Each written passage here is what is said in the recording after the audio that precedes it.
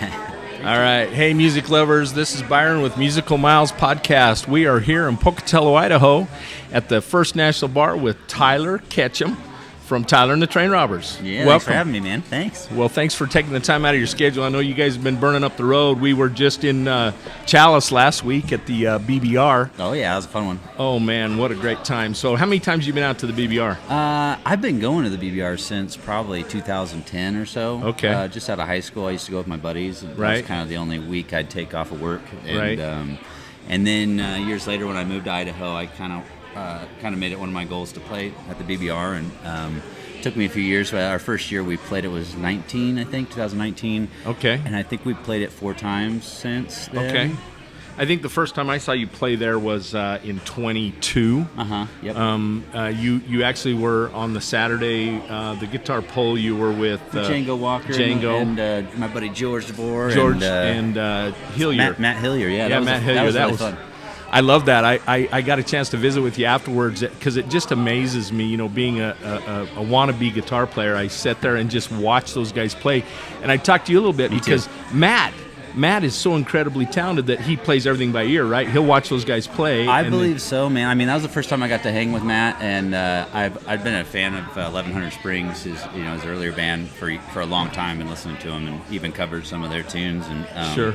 So it was cool to get to meet him. He's just a character, man. He'll make you laugh all day. Really? Yeah, I didn't get to meet him, but I just also very talented. very, very in awe of his guitar playing skills. But yeah, so good. Especially when he's got the telly, man. Yeah,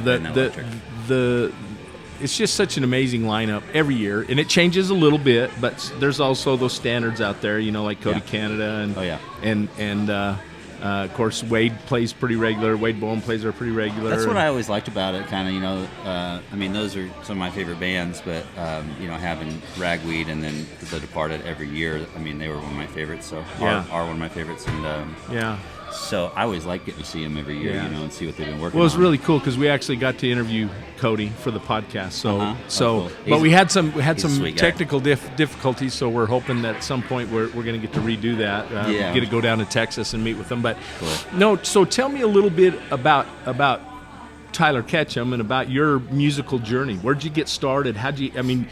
I got to back up a little bit. You've got 2 brothers that play with you. I do, yeah. And so there's got to be some musical talent somewhere in the family, right? From yeah, mom. Our mom played, and her uncles played, and then we had a lot of cousins and friends that we played with growing up, and just kind of picked up stuff from them. Our mom taught us our first few chords and first little lick on the guitar to practice. Okay, so your mom plays. Yeah, she plays guitar and sings and writes too, and she always did that when we were growing up. That's and cool. Eventually, I, wanted to play, and we pretty much got guitars around the same time, me and Jason at least.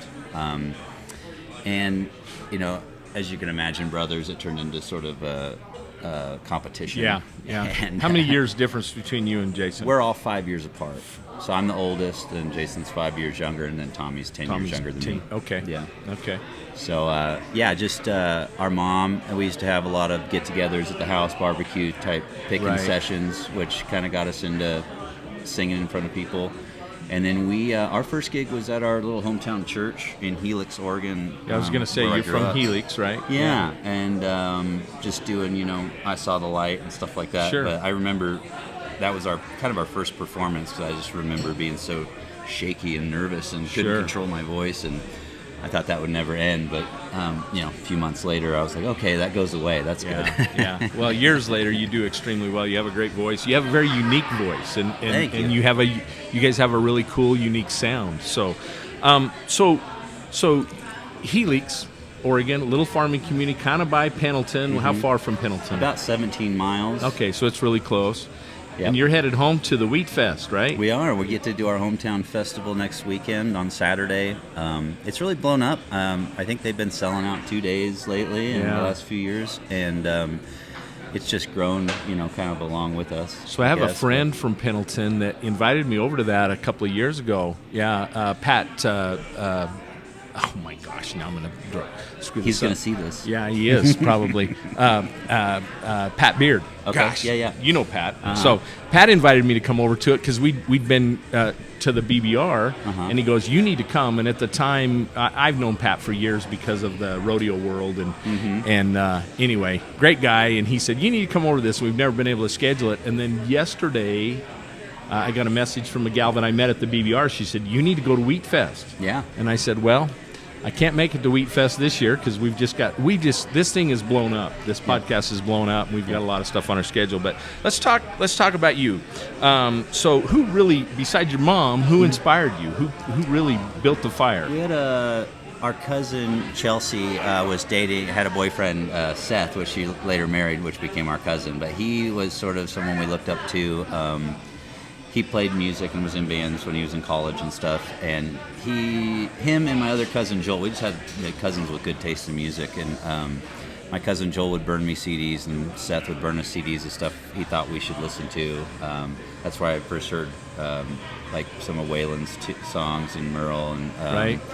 And then my grandparents also. My grandma had a huge record collection of a lot of that stuff too. Right. And so I drifted towards kind of the older style of country when I was younger. And my brother Jason was probably one of the biggest Johnny Cash fans as a little kid. He had every single cassette, CD pack that they made. And I was actually, I listened to that stuff, but I also listened to a lot of sort of like 80s metal and then Nirvana and that kind of stuff when I was in junior high, and Jason was into the old school country. And then at some point we sort of swapped, and he started really getting into the like 70s rock and roll, and I started drifting towards more of the songwriters like Townsend, Zan, John Prine, stuff like that. Right. So I don't know. We've had a lot. It's kind of nice, especially in the lineup we have now. Like everybody kind of has a little bit of a different taste in music, but it all kind of stems from the same place, and so it kind of gives us a lot of options. Well, they bring a lot more to the table, and it blends together, right? It gives you your unique sound, and once again, I think you guys have a unique sound. I think sometimes, if they're trying to emulate what Cody's done and Ragweed or I used to do that for sure. Well, I think everyone would have a tendency until they find their niche, voice, yeah. Right? What works for them. Yeah, I would usually try to sound like my favorite artist for a while, and then we'd cover their songs, and then eventually I started just sort of taking the things that I liked out of their voice that were easier for me to do, I guess, or things I liked, and then built my own sort of sound with all those influences. And I think that's what everyone does, but that's definitely how I went about it as far as finding my voice and sound, I guess. Okay. Well, so let's talk a little bit about the band. So you have the two brothers. So Jason plays bass. Yep. And then does sing back to vocals with you.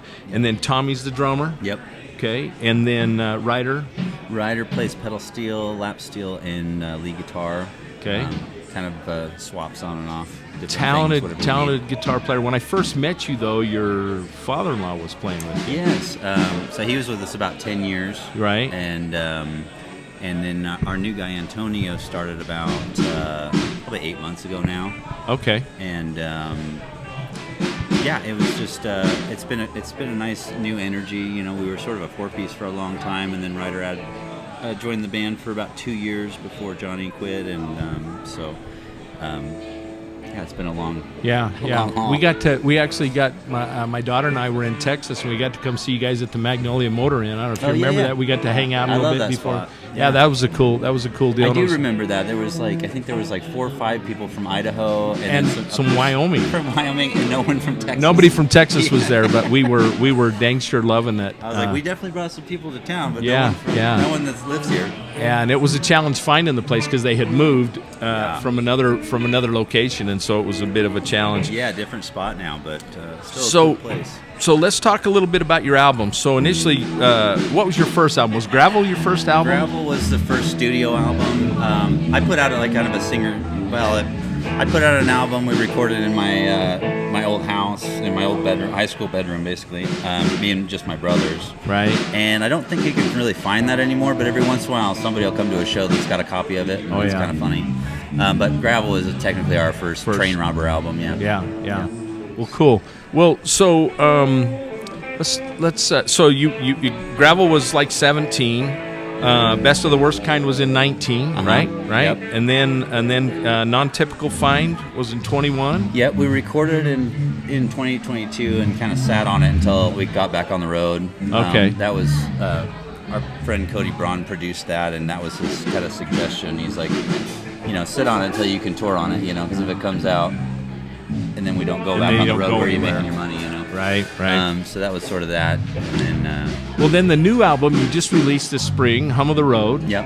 Yeah. Yep. How's that been going? It's been going good, man. We've been getting good feedback. We got a lot of good write-ups when it first came out, and getting on those playlists on Spotify every once in a while, so that's always helpful. Sure. And I'd say it's going pretty good. We're still trying to get it.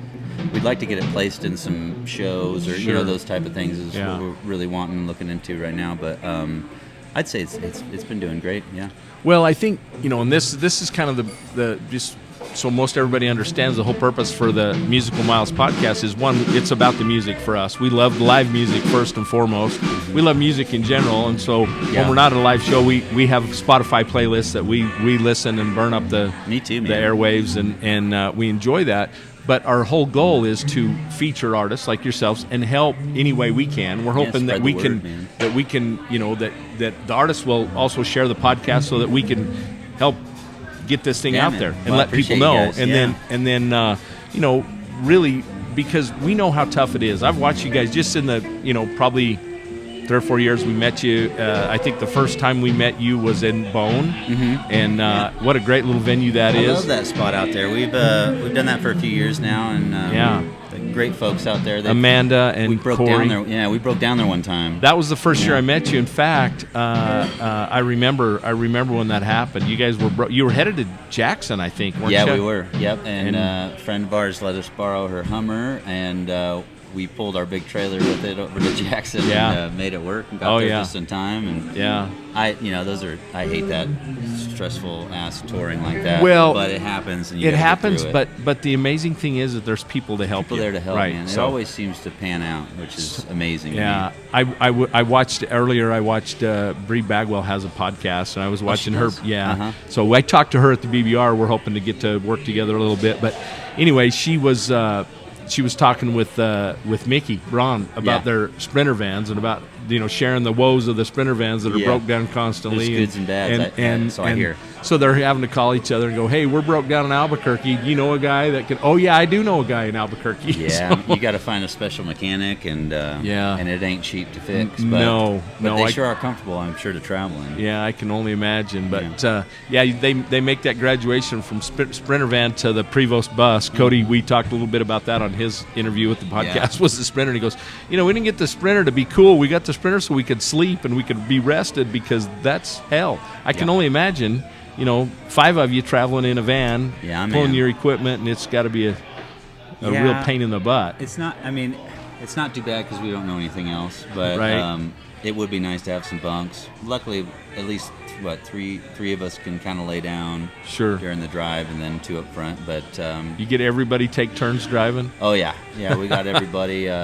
It's nice that way because if you're driving through the night or whatever, 3 can kind of get pretty good sleep, and then somebody up watching for deer and the other one staying awake. Yeah, that's the scary part, because where you're out here in the west this time of year, there's plenty of deer.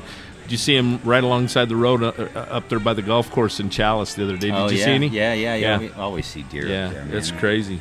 So one thing that I really truly love about you and your voice and your singing is that you're a great storyteller.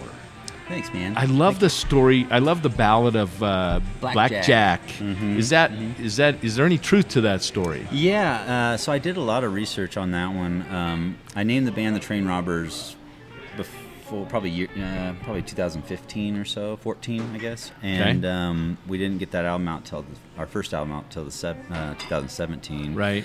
And I wanted to tell that story, but I didn't, get the song written in time for that first album. Sure. And so it's on Worst Kind. On the second record, On Worst Kind, yeah. And it was just sort of a story that my dad and my grandpa always told me. They always mentioned, hey, we're related to Blackjack Ketchum, and I never really had any, true I didn't know exactly how we were related in the family tree, but I always heard that as a kid. So I ran with that, with the name of the band. That's kind of what inspired it. And then just started doing a lot more research on my own, stuff that I didn't know about him. And there's all kinds of stories, from him being a crazy murderer to, you know, working ranches and being a good ranch hand. So there was sort of every angle I could pick from. So I sort of tried to take all of it and paint him as, you know, sort of a crazy hero slash, you know, bad guy, robber killer. Yeah. So I ended up deciding to do it from the first person, because if I was really related to him, I thought it'd be cool to sing his story. Right. And then it just so happened the first time we went to Texas was right after that album dropped, and didn't even look at the routing. But then as we were, you know, on the way, we realized we were going to be going through Clayton. Right. And I was like, no way. I've been to Clayton, New Mexico. Isn't that a cool little town? It's almost the only thing that's really happened there was the hanging of blackjack. Well, there is that's where Charmaine James is from, right? Oh, okay. Multiple world champion barrel racer. I did not know that. That's very cool. She's from Clayton, New Mexico. Yeah, so that was pretty cool. So we ended up doing a little music video there at his grave, which was cool. I felt like that was pretty intense, and definitely felt something standing over his grave, you know, singing his story. Sure. And left a little CD there with the lyrics written out, and just for, I don't know. There. So I was feeling. No, I think it's somewhat of a tribute, right? And, for sure. And his story is worth telling. You know, the story of Billy the Kid and all those outlaws. I felt like those guys were kind of out making money in a different way. I mean, like that, I feel like it sort of connects with the music, like going out on the road and doing, making money a way that other people really sometimes either won't do or can't do or don't want to do. Right. And that's how they made their living. And he ran with his brother too, so that was kind of something I felt sentimental to. But it was a fun story to tell. And after that one, I kind of realized I really liked writing in that kind of storyteller. It's almost the easier way for me to write when I already know where I'm going, where the end of the story is, because then I just have to, you know. Well, and I think that's really the form that Hum of the Road took, right? I mean, it's a story. Yeah, that one was weird for me because, or just a sort of a different writing process. I started it during the pandemic, and hence the kind of, if I could summon the hum of the road, because we had been off the road for so long, and that's where that kind of started. And then instead of, when I'm writing a song, usually after you get the first verse and a chorus done, you kind of know the cadence of that song. But with Hum of the Road, I sort of treated it more as just like a gap. Like the verse was just a gap that I needed to fill with words. And so the phrasing on each verse is sort of different. It does take a little bit of a different tempo and and there was definitely a certain cadence to it, but it was I would say it's more like something like I love Tom Petty. Oh yeah. And Here Comes My Girl. He's sort of speaking those verses more than singing them, and there's like a certain way that you have to sing them to make them fit. And so I was sort of trying to experiment with that a little bit more than just having the straight up, well, I know how I'm going to sing this next verse. And it's not exactly country either. It was sort of just a different vibe than I'd done before. I felt like when I was writing it, but. Well, and I thought it was a little different style, right? I mean, it was a little different than what you've done in the past. A lot of metaphors. Yeah. So another one of my favorite Tylor and the Train Robbers is Custer County. Oh, you got to love that story. I knew the ending of that one. when I started I'm sure you did. Yeah. But not everybody wants to share those stories. No, that was the only way I could really cope with it, because I was. That was kind of the first time I'd ever got busted for anything, and maybe the last, I guess. But I just went on Google and started reading what could happen if if they charged me for having pot and all that in Idaho, and it goes, you could spend a year in jail, and I was like, gosh. Just like that's gonna ruin my everything I've built up to this point and all the contacts I made, and I'm gonna have to take a year off from building this music career thing. And luckily that didn't happen, but you got a good judge and somebody that was willing to work with you. And I had a lawyer friend of mine that I had met at a show, and I found his card in my vest, right after that happened. And Oh, I go, wow. oh, this guy, I better call him and get to know him. Yeah. And he goes, oh, don't worry about it, man. You just sit back, smoke a joint. You don't have to. You don't have to go to court for a little while. So, and that really helped me out. And he did all the paperwork and that type of stuff and pushed my dates. And I still got the same thing I would have, but he took care of all the stuff I didn't want to do. But I love the line in there about booking a gig so you could pay your fines when you came back. That was the truth, man. We were coming back, and we passed the same cop on the way into town on the way in, and I was like, oh my god. Thank you. I love those stories. Cody talked about, I'd asked him about 17. That's one of my favorite songs of his. I used to cover that. I love that song. It's a great song. And he says, well, let me tell you the story. So he's talking about, Jason Bullen and him wanted to go get some beer, and they were 17 or underage. In and one of their hometowns, he said, well, he goes, we'll just go over to the Loves and get it. He goes, you got any money? He goes, no, I got no money. He goes, well, if we go down to this gas station down here, my dad's got a charge account there. He said, I get beer for him all the time. We can get it for free down there. Not free, but put it on my dad's account. That's great. And then they get pulled over and get busted. And you've seen the video of it. Yeah, it's but we talked a lot about that. Those songs, man. Well, life's experiences, right? And then but you never get to grow up, even in your hometown. That's what's cool about going back to Helix for you guys. I know it, man. It's like my class reunion and family reunion all rolled into one. And that's great. That's really cool. Yeah. So what have you done much collaboration on your songwriting, or are you doing it all on your own? I've tried. I've sat down with Gary Braun, and we got a song kind of going on. It's been years in the making, and we just haven't had time to get back together on it. But he's been working on it, some he said, and then I sat down with Jeff Crosby, and we tried to write a tune, and just nothing's really. I've only had kind of one or two sessions, and I don't know. I don't feel like I've gotten strong at co-writing yet. It's such a personal thing for me that it's hard to get out of my head, especially like sitting down with those guys because I'm fans of all of them, and I've been listening. It's got to be a little bit intimidating, maybe. Yeah, and I've been listening to Motor Cars since I was in high school, and I know all their songs. I know sort of the style that I guess they write in, and so to like bring myself to the table is almost hard because I'm trying to write something that I think they'll like. So that's the thing that is the hardest thing I think about, for me anyways, about co-writing. But I got to get over that. And, your brothers participate with you on the writing Not at all? on the writing stuff. I've done some writing with Ryder because he writes good songs, and or he did a lot of writing before we met, and so we've got a couple in the making there that we might cut at some point, and so that's been fun. I'm just dabbling in it, trying to get better at it, and do it as much as possible. It just hasn't. I guess the opportunity doesn't come up a whole lot, but I jump at it when it does. Come around. Sure. Well, cool. Well, so what is your? I mean, what's your favorite song that you've written? That I've written? I think I don't know if I should say the best song, but I feel like the one that came the easiest and surprised me, and I thought, wow, that's actually something that I love, and is Place Like This. Okay.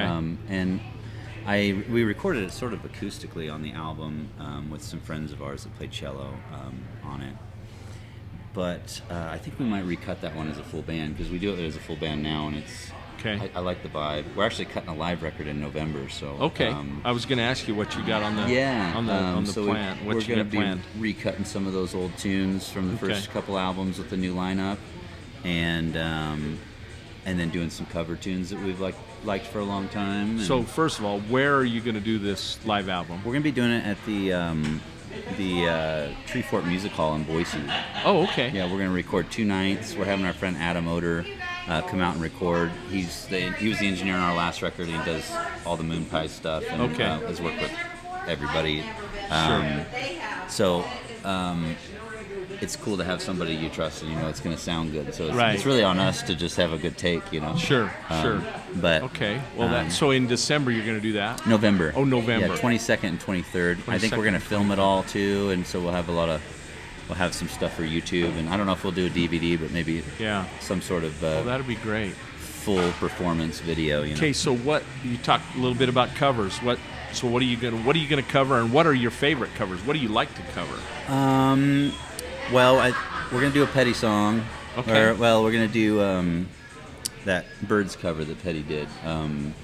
feel a whole lot better. I think that's on the list, and we've been doing Lonesome on Mean for a long time. We've got a kind of a fun, jammy version of that, Waylon tune, and do a Pinot song that we maybe No Sweat.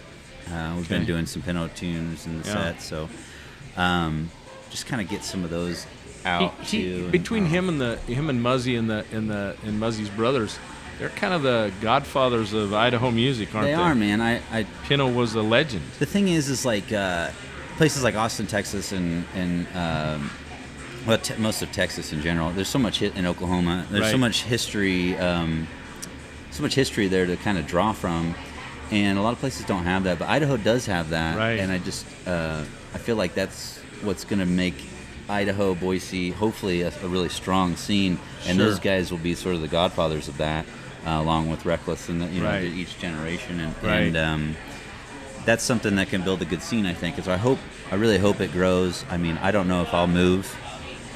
You never know, but but I'm hoping that Boise turns into something that people will move out. You like Boise? Yeah, I like Idaho. It's fun, and that history is great. There's a certain Idaho sound that is its own thing. But Pinot had those. I mean, his tentacles reached out all over, all around the world. Actually, I heard he knew everybody in Nashville. Well, and he was huge even in Europe, or in England and Scotland and Ireland, and you know that was the motivation. It's fun to talk to Rob. Like I get to talk to Robbie Matson quite a bit because he's living in Boise again now, and he played with Pinot, and he actually played with Buddy DeVore this weekend too, the guitar player. Oh, okay. So he's an old famous Motel Cowboy. Actually, and we're interviewing them in a couple of weeks up the Bone. Buddy's a good friend, man. Yeah, he's a good those dude. guys. I love their cover of Purple Rain. I'll say they're the best honky tonk band in Boise, in Idaho. They're probably. incredible. Yeah, incredible. And Buddy, I just said, look, we're doing this podcast. Would you consider? And he said, absolutely. Absolutely. I said, well, here, let me get your number. No, I got a business card. He still has a business card. Shenda said, we need to get a business card. I said, nobody carries business cards anymore. Yeah. No, but, well, so that's cool. So you're going to do some Pinto songs. Yep. It's fun hearing those guys talk about, traveling overseas back then. It was like probably the 70s, Right. And so I was talking to Robbie the other day, and he's like, the wives at home had an itinerary, so they knew what bar to call if they needed to get a hold of you, and that just blew doesn't that blow your mind? So you get a call from the bar, and Well, we've actually had cell phones for 20 years now, but it's still or longer. But it's absolutely nuts how people survived without it. But I traveled the country in sales for years, and I had a Atlas. Yeah. That's how I got around. Yep. Right. I know it's different, man. I don't know if I could do it. I mean, I would, but I don't have to. So it was who was it? Who was it? I heard somebody do an interview and they talked about that. They said, it was Ray Wiley. Mm-hmm. Ray Wiley said these kids are so damn spoiled. He says, you know what? He said we had a roll of quarters and an Atlas. I think about that every time we roll into a city we've never been to. I'm like, how in the hell? Like, you got to stop for directions and find this. Well, or I had the map. I had GPS on my phone when I was trying to find you guys in Fort Worth at the Magnolia Motor Lodge. Right.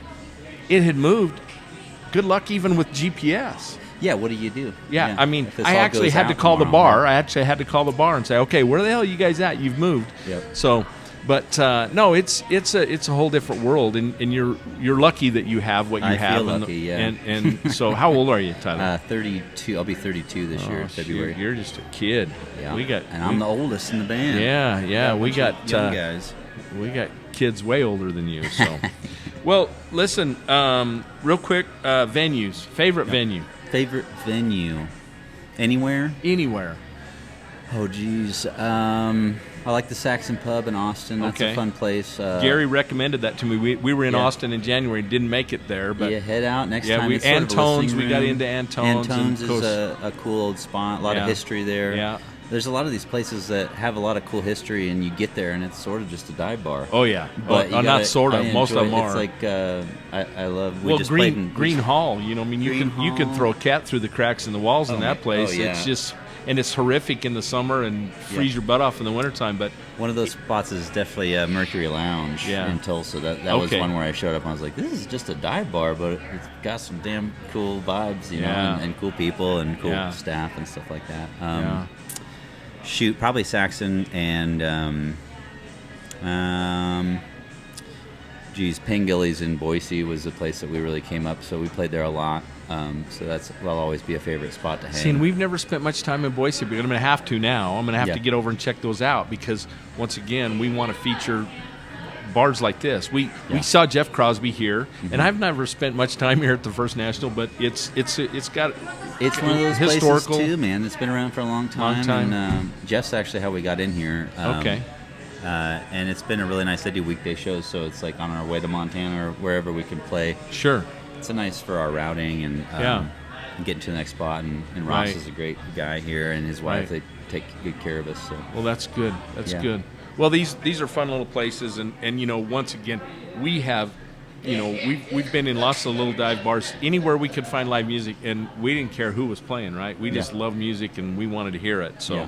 So you're talking about the live album you got coming up. Yep. You're headed from here. You're going up to Montana, aren't you? Going to Butte? We're going to Butte tomorrow, and then back to Council, and then the Wheat over Fest. to Oregon. Yeah, Yeah. man. And then we have a day and a half, 2 days home again, and then we head out for a couple weeks, and we're doing a run with Jesse Daniel. Okay. I think 8 shows with him, and then a few in between of our own while we're out there. Okay. And pretty busy for the rest of the summer.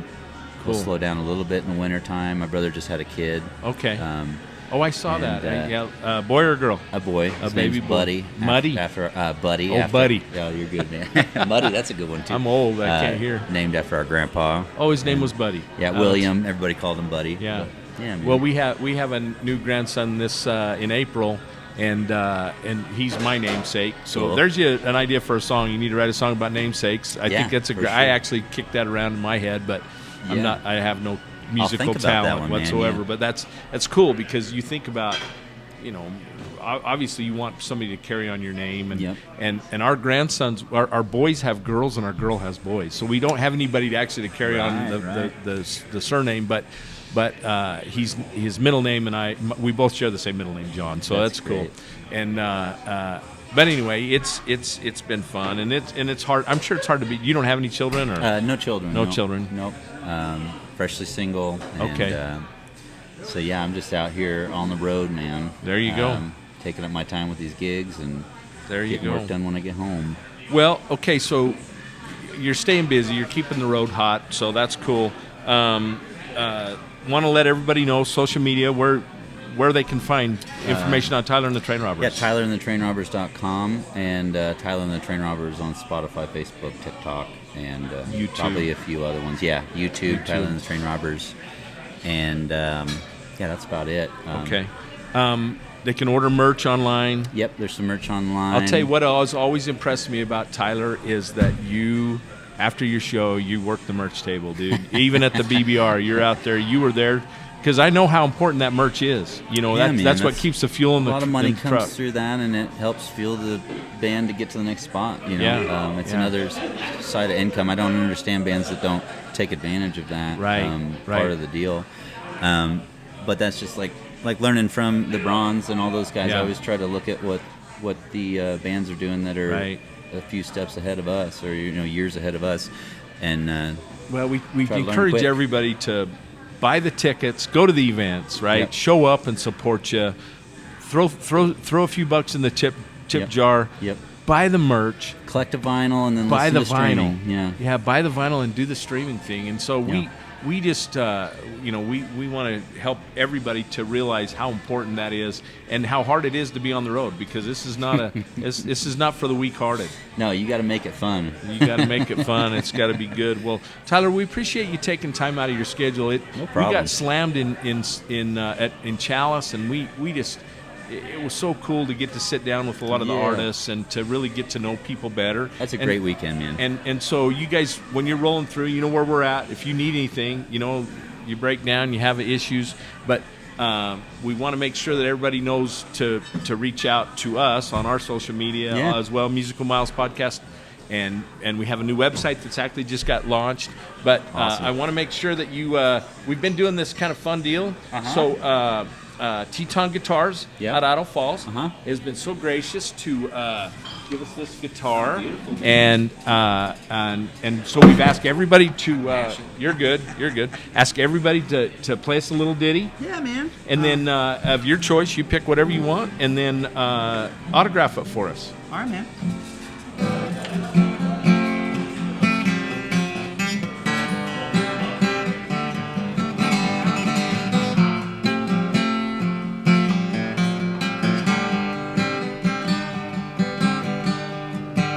If I could somehow summon the hum of the road, live up to what I've been selling so that I can market so. A straight line will do you fine until you miss the turn. Once upon a time, once a done, passed it by, is gone far as I is concerned. Up until now, ain't nothing stopping me in my tracks. It's getting tough to take her easy and even harder to find the facts. If I could learn to play my cool, I might not have to face the heat. Manifest my own mirage and watch it bubble up to become complete. I ain't doing what I used to do. I ain't being what I almost was just because it's become a status quo. I ain't being what I thought I should, even though I know that I still probably could. But where's that gonna get me in the long run?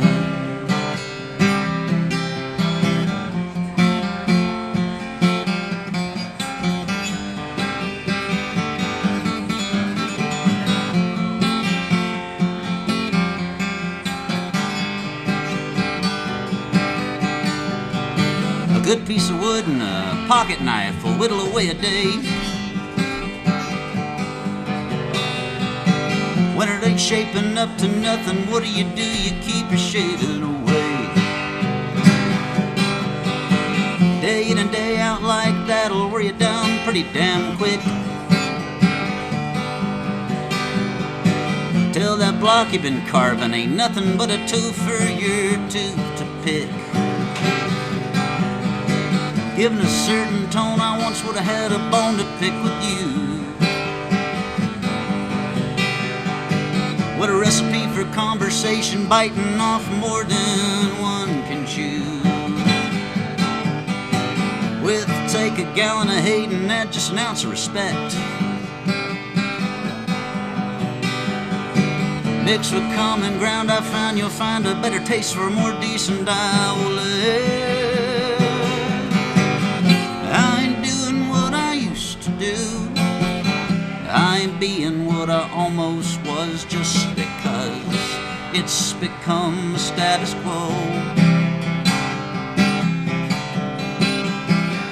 I ain't being what I thought I should, even though I know that I still probably could. But where's that gonna get me in the long run? In the long run. In the long run. In the long run. It's been a long one.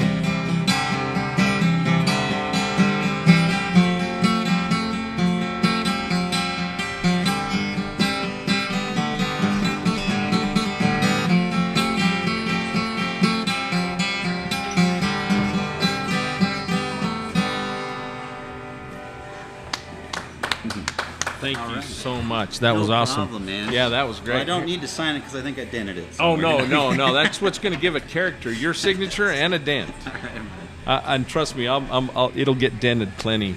As much as what little bit we've already drug it around. That's but perfect. That is such a cool deal. Thanks, well, man. thank you so much. We No problem, we man. really truly do appreciate you Appreciate you guys. and taking the time, and we'll get this out here for too long. We got a lot of stuff from BBR that we got to wade through. Man. We got Darcy and Jeff and Yep. Cody and Cody's kids, the Waves. Oh, nice. We got Cool. to interview them, That's and great. so it's been really, really fun, and we're excited because we've had some invitations. Django invited us to come down to his December 7th show about his dad's music. Oh, that's great, man. And so, but one last question for you: what would you do if you weren't doing this?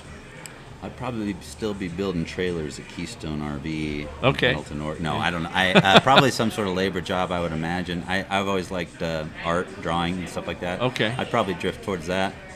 And I've really gotten into kind of editing video and stuff like that. Okay. Which has been fun for me. But Yeah.